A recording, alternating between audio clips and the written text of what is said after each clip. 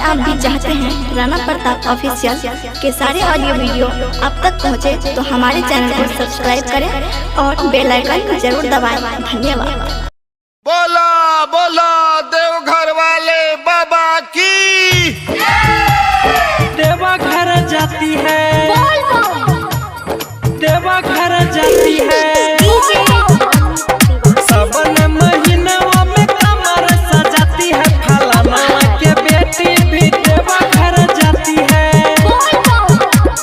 देवघर जाती है। सावन महीना में कमर सजाती है,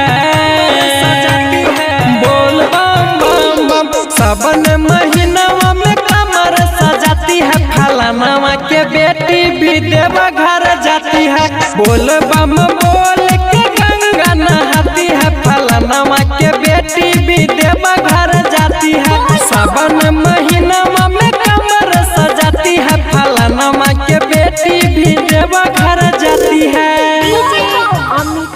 देवघर जाती है,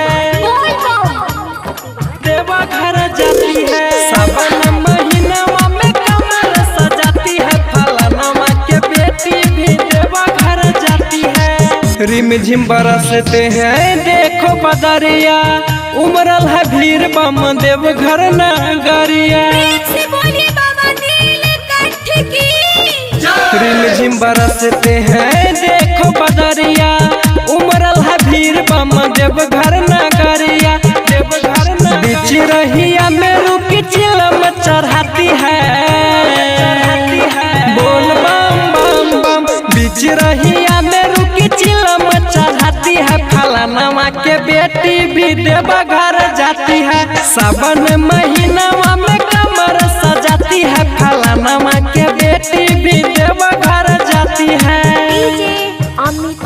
देवघर जाती है, देवघर जाती है। सावन महीना में कमर सजाती है, फलाना के बेटी भी देवघर जाती है। गंगा में बसती है बाबा पगरिया, खाली पाँव चलती है सभे कमरिया, कमरिया। गंगा में बसती है बाबा पगरिया, खाली पाँव चलती है सभे कमरिया, सभे। राइटर जी तुम मुन का गाना बजाती है, बोल बम बम बम। राइटर जी तुम मुन का गाना बजाती है, फलाना के बेटी भी देवघर जाती है, बोल बम बोल के गंगा नहाती है, फलाना के बेटी भी देवघर जाती है।